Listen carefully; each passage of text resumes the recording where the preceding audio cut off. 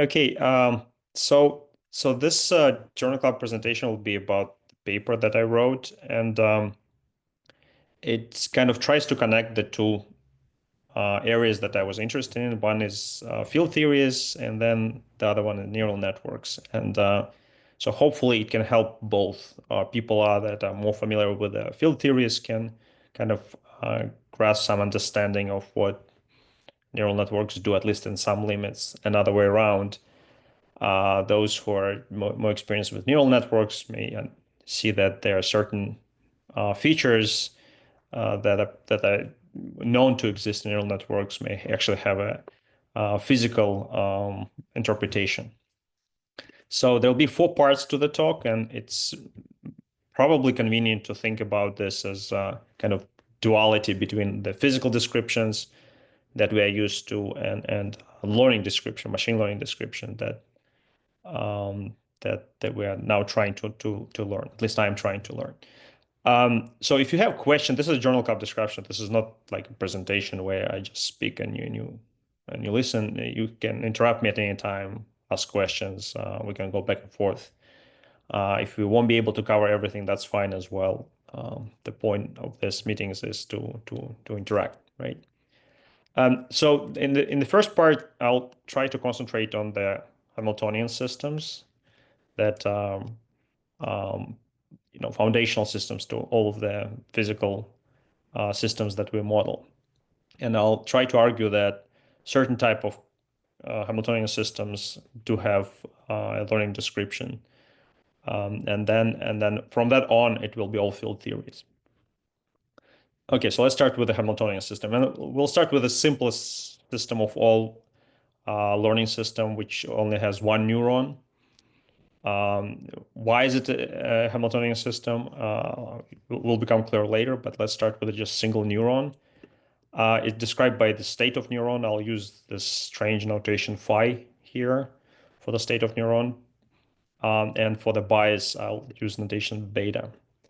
So we have one neuron, it has state phi, it has a bias beta, and then it has self-connection weights because there's nothing else to connect to W, which is fixed at this point, equals to 1. Then the activation dynamics, the update rule for neuron, this limit, if you have a linear activation function, it's just given by equation 1. So the state of neuron in the next moment of time is bias plus weight times state of the neuron in the previous time. So you substitute 1, it's just beta plus phi. So this is all there is for the activation dynamics. Now for the learning dynamics, you have to define your loss function. So for now, I'll just keep it as arbitrary function of the two relevant parameters here, phi and beta.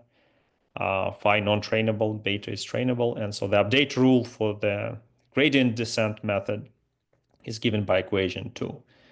Now, again, usually it is represented as derivative of beta with respect to time equals to the minus gradient of h. But with in the discretized limit, which is actually the limit that we are using when we simulate things on a computer, then the dynamics for beta is described by equation 2. So I will be using only one step of backpropagation, and so there is an explicit dependence of h on beta and the implicit in phi through equation 1. And so as you can see, if I change beta, then the phi changes the same way. So another way of saying it is d phi d beta equals to 1, the partial derivative. And so, and then equation 2 can be rewritten as equation 4 here, where again, up to now, this function h wasn't specified yet, and that is what the loss function is. So I combine those two equations, and now I will be switching back and forth between continuous, time limit, and discrete.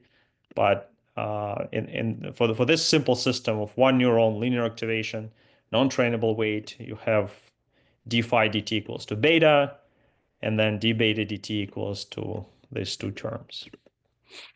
Well, okay, but now let's compare it with the Hamiltonian Jacobi equations for 1 degree of freedom. So we're thinking about phi as a position and beta as a momentum, and if so, that this is the two equations that you would write. And so you see there are different descriptions, but yet if you make certain choices for the Hamiltonian, and Hamiltonian is denoted here with this calligraphic H and then loss function with just H.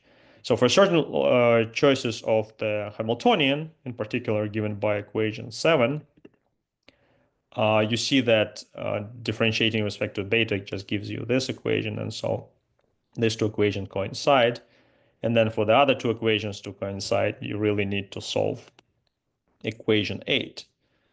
And then if you solve it, you get that answer for what the loss function should be. So if the loss function is given by the sum of some function of phi or state neuron and then some function of the difference between phi and beta, then there you are. You have the simplest possible learning system dual to a certain kind of Hamiltonian system, okay, special kind of simplest Hamiltonian systems. Now, of course, this Hamiltonian do not describe all possible Hamiltonians. There are no like interaction terms between direct interaction terms between beta and phi. Nevertheless, that's just what we have. Okay, so the duality between the one neuron and one degree of freedom has been established. For example, you can have here phi squared, and that would be a harmonic oscillator. And you'll have a harmonic oscillator Hamiltonian system, and then a learning system with one neuron, where if you keep track of how state of neuron and the bias changes, they will also kind of experience circular motion, like motion in the phase space. So you will see the same type of dynamics for them. Okay, so now can we generalize it further? So let's say now n neurons. We still want to have a state vector described by phi, state of neurons. We have some weight matrix which is fixed. So I emphasize that it is fixed, because it's not the usual situation. Usually you would have weight matrix that is dynamical, that is changes according to learning. Now in this model, for this mapping, all you need is for biases to be trainable. So weight is not trainable. There's some fixed matrix. Now, but we'll make it a little bit more complicated by saying that, well, actually what is trainable, it's not beta, but some linear combination of betas. We will assume that B is invertible, so it is some linear combination of betas, or other way around, to say that pi are your trainable parameters, and linear combination of trainable parameters is beta. Now, what's important to note here is that we do make assumption that B is invertible, but once again, I'll stress that weight is not dynamical. It's just fixed. We will later on describe the dual description when weight matrix becomes dynamical, and that will be also an interesting limit. But now we just follow the same steps we did before. So the activation and learning dynamics with a linear activation map is given by equations 11. So there's nothing Hamiltonian here. This is just learning dynamics. Well, for the first one is activation dynamics, and this is just learning dynamics of pi's. But we can also rewrite it for betas, and then it will look like this, where delta is the Kronecker delta function. Now, note that whenever I have repeated indices on top and the bottom, it is assumed that there is a summation over that index. Okay, it's called the Einstein summation convention that we, of course, use in physics, not as much used in machine learning. That's one thing to note. Now, the other thing to note is that we try to keep indices on both sides of equations.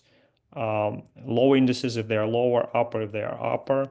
And so really, if you want to take this gradient method and write it correctly in terms of indices, you have to introduce delta ij with the both lower indices. And now we have j to be contracted with this j.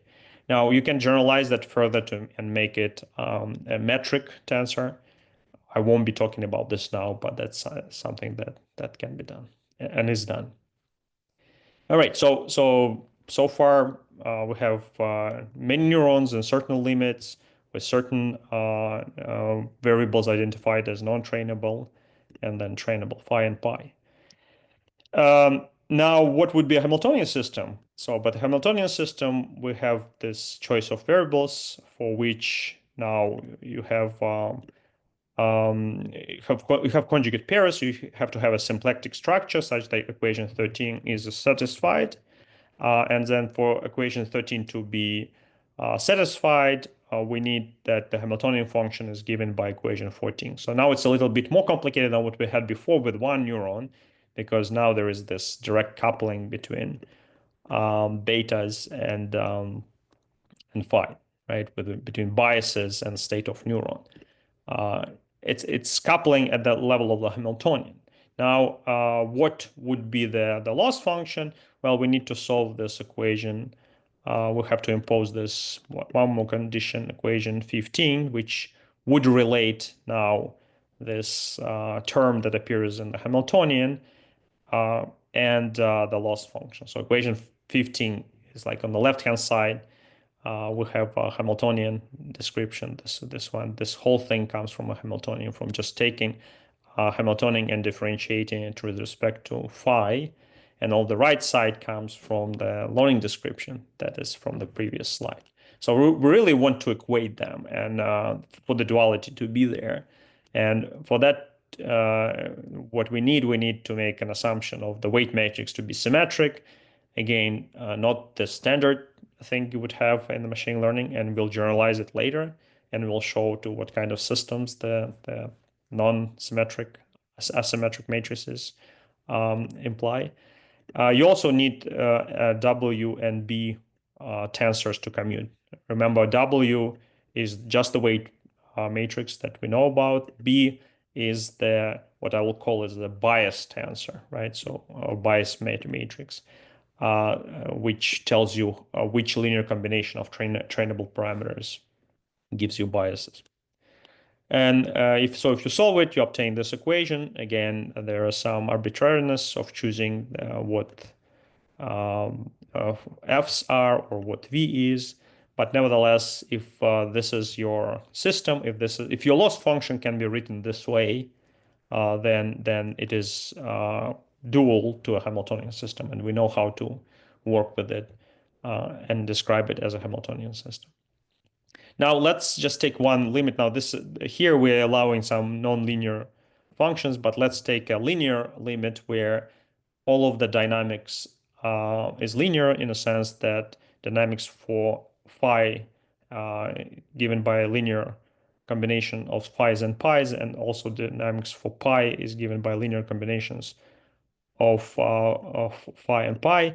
Now this is a good limit. It may or may not be a good limit depending on the type of activation functions you have, because remember, activation functions are usually nonlinear, and that's what makes learning efficient.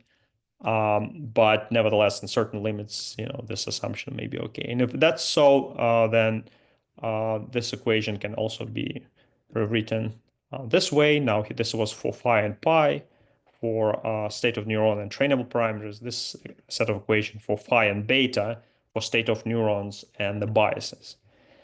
And if you do that, then you'll see that the learning system must be defined by the loss function given 18, right? So you have kind of quadratic terms or quadratic terms for both phi and pi. And then the dual physical description. So this is a loss function, right? And then in the 19, it is a Hamiltonian function, which would give you this linearized equations. And not surprisingly, here you also have only up to quadratic terms in terms of phi and betas. And now, and this will be the case where you have this simplification where V that appears here has to be given by the bias tensor and weight matrix, bias matrix and weight matrix, and you have to have certain assumptions about symmetries of W. So W matrix has to be again symmetric, and then A has this matrix A has to be related to the biased metric, which is with this minus sign and transpose. Now, this is only one choice, and actually, there are you can show that there are many learning systems that would be intrinsically nonlinear. So, and then this is only one limit that we've discussed. However, this limit will turn out to be useful to studying field theories. And the first field theory that we'll analyze will be Klein-Gordon field theory. But before I go on, I'd like to see if there are any questions about the Hamiltonian systems that we've discussed so far. Again, don't hesitate to ask questions if you have them. Hello, this is Dan Humfeld, first time caller. Hello, Question Dan. regarding, so when you showed for the V, if you will, or the Hamiltonian description for the one neuron network, it was, it looked like a Hamiltonian you might see in physics. Your Hamiltonian, your potential, your V was free, was not constrained. That's right. Here in this multi-component linear system, your V is constrained. It's specified by your B and W tensors. Right. So here it's constrained in this linearized limit. So in non-linearized limit, this is like simplified version. It is also constrained there if I would only consider linear systems here. Yes. If I would consider only linear system, then it would have to be only phi squared and nothing else. So it has to be some quadratic function. Ah, thank you. So it would also be constrained. But yes, you're absolutely right. This is almost unconstrained. Now again, even physical system, this is not most general. You can have interaction between the beta and phi. But yes, good question. Thank you. Other questions? Okay, so good. So now let's move on. And so from one perspective, it will be easier to deal with the linear system, and so your both loss function and the Hamiltonians kind of constraints. But on the other hand, we'll see that there are generalization that you can make to this that will give you more complex theories like Dirac equation. But before we get there, let's quickly go through the Klein-Gordon field. So this is it. So it's given by equation 21. And again, for those other indices, we still have used the Einstein summation conventions. You have to add over repeated indices. Now this eta is a diagonal 4x4 matrix, which has +1, -1, -1, -1 on the diagonal. Now you can write this equation as in terms of the Jacobian Hamiltonian Jacobian equation, and then this equation of the second order, you have second derivatives. Now here you'll have only first derivatives, and then it's given by equation 22. So there's like now you have to form conjugate in pairs of phi and beta, and then equation for phi is just described given by beta, and evolution for beta is given by this. Now x0 is like time here, and x1, x2, x3 are the three spatial coordinates. We'll put it on the lattice later on, so those x1, x2, x3 will just be your motion in the lattice from one lattice point to another. So to get equation 22, you need a Hamiltonian if you want to use the Hamiltonian-Jacobian equation, and that would be given by equation 23. The 23 is hidden here, but nevertheless, that's what you would have. Again, you have a function of betas and phis. So far, we don't have any learning here, right? But you might wonder, what about this? It's a particular physical system described by a Klein-Gordon equation. Can that system be described as a learning system? And so let's first, before, we have to discretize it. Otherwise, we don't have in learning the field theory degrees of freedom. We have point-like degrees of freedom. They change continuously, but nevertheless, they're just discrete. And so first we have to discretize the Hamiltonian-Jacobi equations, and we'll discretize it in both time and space. So time discretization is just this, writing derivatives as finite difference, and this, and then space discretization is giving labels to phis. So now I is a lattice site parameterized by integers I1, I2, I3. And then you have the shift vectors, right? So if you want to go to the along the x component, then you add 1 only to I1. If you want to go along y component, you add 1, subtract along I2, and so forth. So that's now we have a discretized version, and then there are as many degrees of freedom here as there are lattice points. Times 2 because, well, it depends how you do the counting, but times 2 because there's phi and beta. So now you can imagine like a lattice of neurons. If we are moving towards learning description, then you should be imagining a lattice of neurons that they will have some kind of connections between them, but they'll be mostly local connections as we will see. Okay, so now we're describing it in terms of those trainable parameters. Remember, not betas, but pi's. And so we'll use phi i's, which are given by phi's as before, but pi i's will be linear combination, local linear combinations of biases. And then the dynamics would be if that's the dynamics, linearized dynamics would be given by equation 26. So we haven't identified what the weight matrix is. We haven't identified what this bias matrix is. We don't know what A and V is, and so somehow we need to connect them in order to be able to claim that the dynamics is given by the equation 24.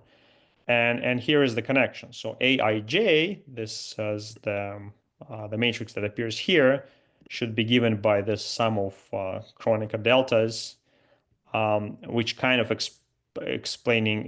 describing the connections, local connections between neurons, and the mass term, which describes kind of self-connection here. And then you want to self-connection, not in a sense of the weight matrix, but in a sense of the matrix that present here. And then you want to also have Bij, and we'll set it to equal to the Wij, which is equal to Vij, and it will just be Kronecker delta. So this will be another setup. And so if we do that setup, then we'll get the activation and learning dynamics given by equation 28. So now this will be the activation dynamics for the activation dynamics for those neurons that we kind of imagine placing on the lattice, and this will be the learning dynamics, right? So this is like a gradient descent.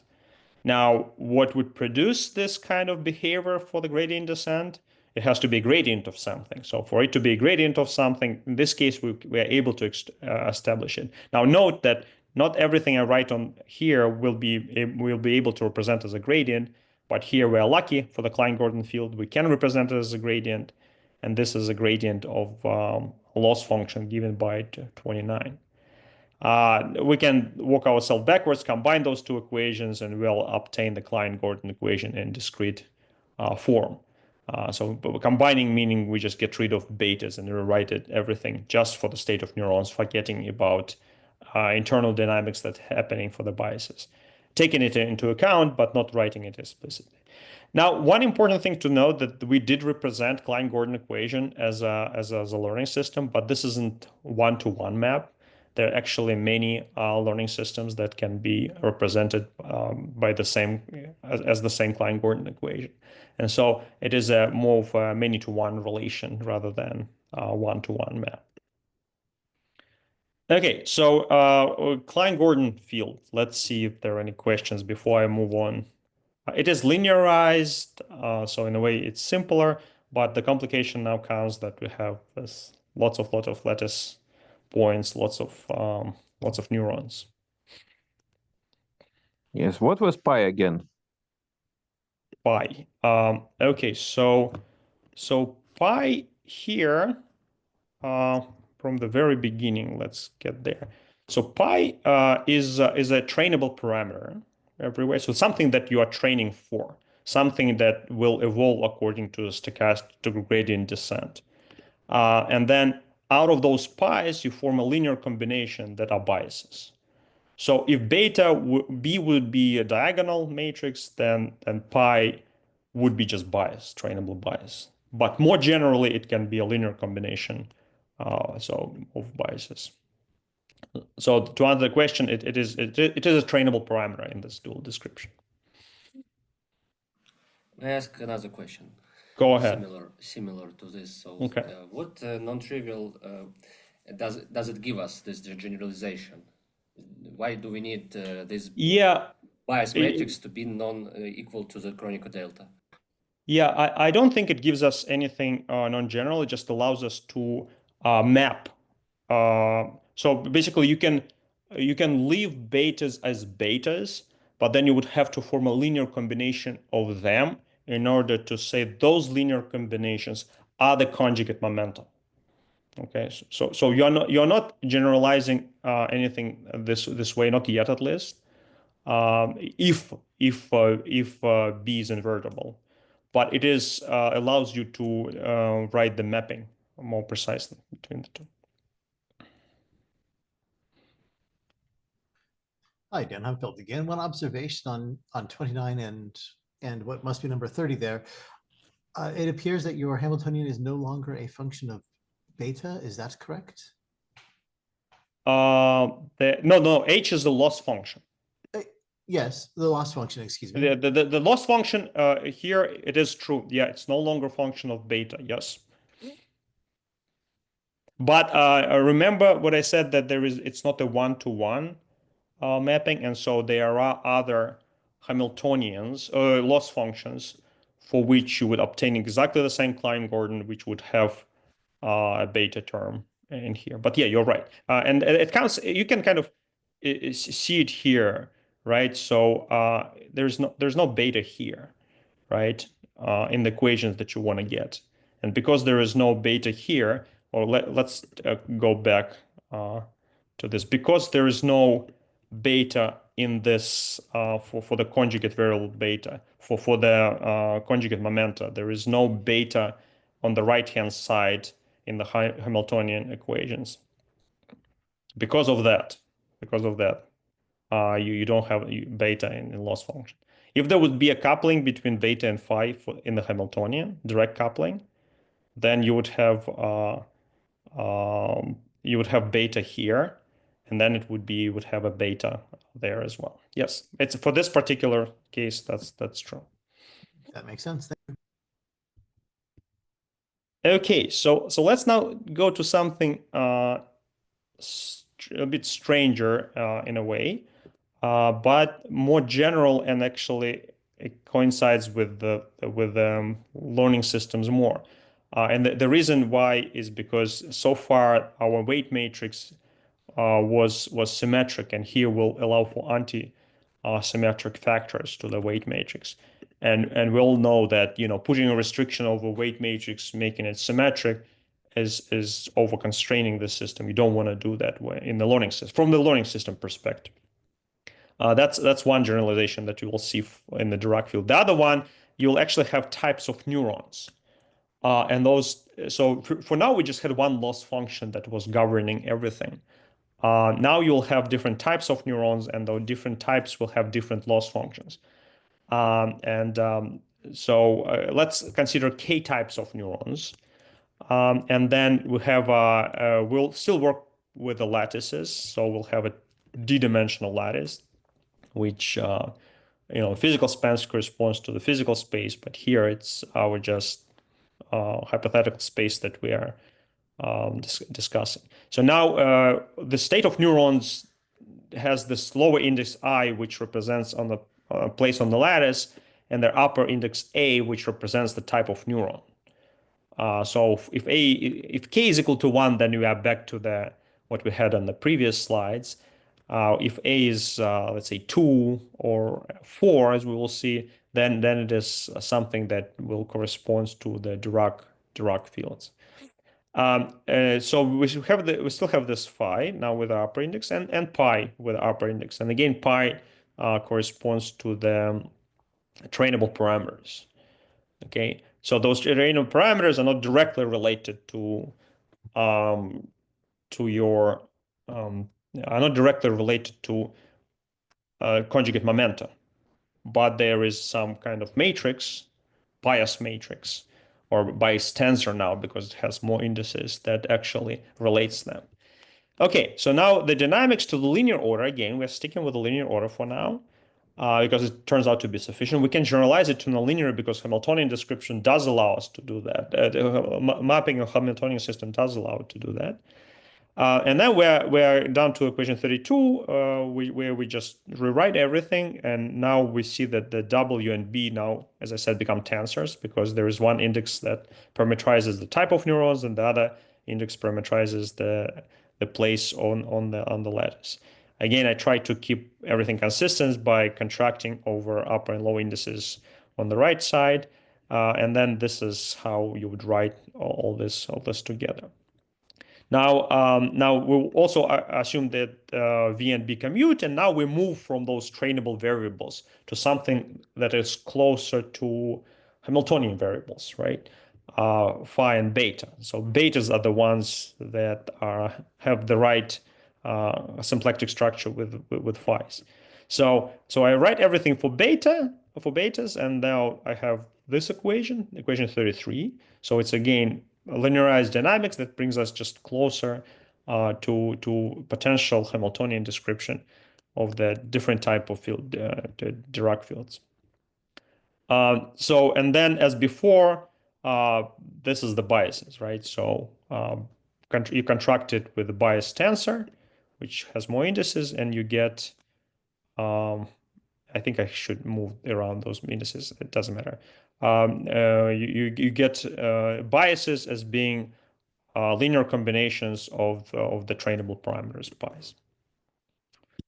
Okay, now if we combine equation in 33, which is in here, we get this kind of second order equation. And this is similar to what you would do for the Klein-Gordon field if you want to get rid of the momenta, right?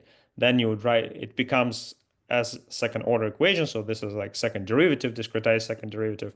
And then the right-hand side, you only have phi's. Now, it is complex equation, but nevertheless, it is simplified if you make certain assumption between V, which appeared here as an arbitrary, and W, arbitrary matrix, and W, which is our weight matrix. So if you make this assumption, then this is the simplification. Now, the corresponding equations for the activation learning dynamics now given by 36. So you have these two equations because, with this simplifications for V and W, this 32 is simplified. It becomes more symmetric in a way. And those equations can be realized for this loss function. So you have here quadratic for phi and quadratic for pi. So I was telling you that you're going to have different kind of loss functions for different types of neurons, but for now we keep everything together. Because for now we assume that W is symmetric, we'll move it from there. From that. So all we have now is just different type of neurons, but nevertheless, they are all governed by this one loss function. Now we want to generalize it further. And now we're saying, well, no, let's W be not symmetric, and let's it have an antisymmetric factor. So now I'm expressing W as a tensor product of the two tensors, one which goes over A's and B's. So it is over the types of neurons, and the other one that goes over the neurons, the locations on the lattice of neurons. And if you do that, if you have this simple antisymmetric tensor, then things become more interesting, and now you are allowed to have different losses, and the different losses for different types of neurons. And then this is an example. So if you have a loss, like let's say A equals to 2, K is equal to 2, so A goes from 1 to 2. And then you have the equation 39, which describes only two losses for A equals 1, A equals to 2. And now we consider neurons on one-dimensional lattice. And then, so everything is simplified. You have only two types of neurons and only on one-dimensional lattice.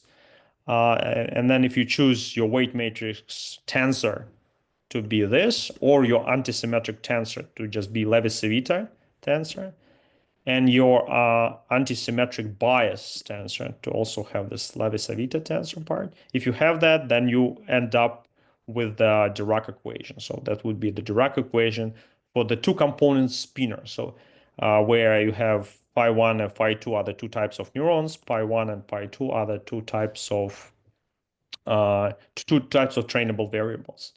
And so there we have it. We have a system where we started out with there's no complex numbers or anything. This was just all the neurons are completely real, biases are real, but with a certain type of learning weights matrix and the bias tensor and with a certain type of loss function, you obtain the dynamics which is identical to Dirac equation in one dimension. Which is two component for the two component spinor, not for the four component spinor, but for the two component spinor. So in a way, it's somewhat simpler version of the Dirac equation that you might get. I'll take questions now, but before that, let me quickly go through the four component spinor to show you that this is also possible to be done. Now you have to be more careful with this antisymmetric tensor factors that appear for W and B. Nevertheless, you can still do all that. You will have four types of neurons. You will form the two types of spinors. You have this phi, which is combined in this way, and the pi is combined in this way. If you combine them all together, then together you form this four-component spinor with this two-component spinor. So basically, what you have here, you have four components. The first component is phi1 plus I phi2, second phi3 plus I phi4, the third pi1 plus I pi2, and the fourth pi3 plus I pi4. So we just take all those non-trainable variables phi's and trainable variables pi, stack it together in a four-component spinor, and with certain choices of the bias tensor, which have this antisymmetric tensor factor, and the weight tensor, which also has antisymmetric tensor factor, you obtain this equation. And these equations are equivalent if you again, follow the details of the equation that I don't have time to. You will obtain at the end of the day the three-dimensional Dirac equations with for the four-component spinor. Okay, so I know that I went through this four-component spinor quickly, but nevertheless, if there are questions, I'll be happy to answer, because it's a tricky now system where you have four different types of loss functions for the four different types of neurons, and the tensors have antisymmetric tensor factors.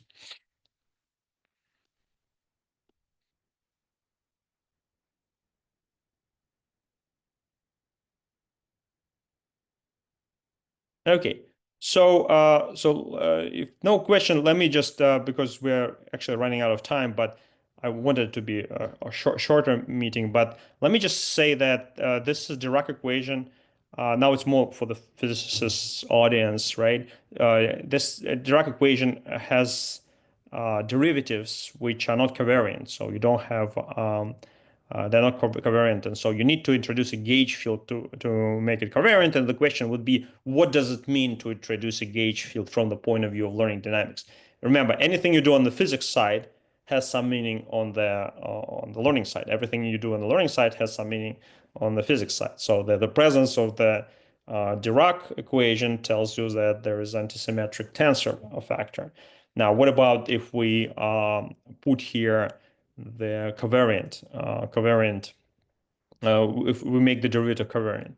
So now, basically, when you start with equation 46, the one thing you would have noticed that there is a certain transformation that leaves equation 46 invariant. So this equation, which is here, and those equations remain invariant. And that boils down to multiplying. If you take there is a matrix, this X0 matrix. This is one of the four matrices that was defining the gamma matrices and for the Dirac field. So if you raise it to the certain power, what you will have here, once you raise it to the certain power, what you will have is that the equation remains invariant. Now, for the Dirac field of 50, described by equation 52, for the Dirac field, for this field, this transformation just tells us there is a U1 symmetry. And there is, because of the form of this X0, this theta there is just the phase angle. If you multiply it by pi over 2, it becomes just the phase angle.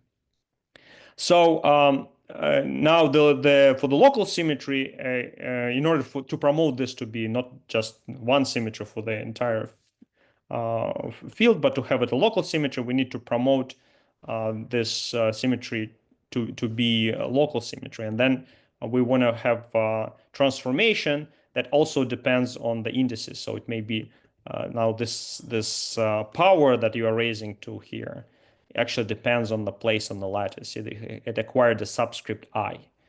And this is rewriting that with this, by promoting this transformation to be local, you have to ensure that your equations are invariant under transformation 43 and 44.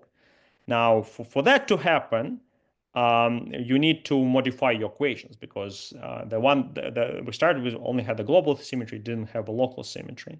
And for that, you need to modify your weight matrix, which already had an antisymmetric tensor, but now it has to have something else, some other component here. We'll denote it with the A. And then the same way you need to modify your bias tensor. It will also have to have an additional component. So without it, you will have a usual Dirac equation. With it, you have a covariant version of the Dirac equation. Now, what are those A tensors are? Because you can say we didn't start with anything like this. What would be interpretation for that? But you see, if you recall, we started with weight matrix, which was not dynamical. And it is weird. What you want to usually have in a learning system, the weight matrix is also evolves according to the learning dynamics. And so having something else, maybe some small component which changes, should not be surprising. And so if you now go back and put everything into covariant form, then you will get your, at the end, covariant equation with this gauge field. Now, we don't have, in this description, what I presented you, I didn't put any dynamics to this. I just said, you could have it there. You could have a slight deformation to the weight matrix. However, what would be interesting to see if you can write down some kind of a loss function for this degree of freedom for the weight matrix, and see whether the learning dynamics can produce you equations for the gauge fields. And so that wasn't done, but that's kind of would be a natural expectation. Now, what would be the right dynamical, with the right loss function that can produces you the right dynamics? So that's still work in progress. And now we are completely out of time because we have to be done by 11:50. But I'll take questions if you have any.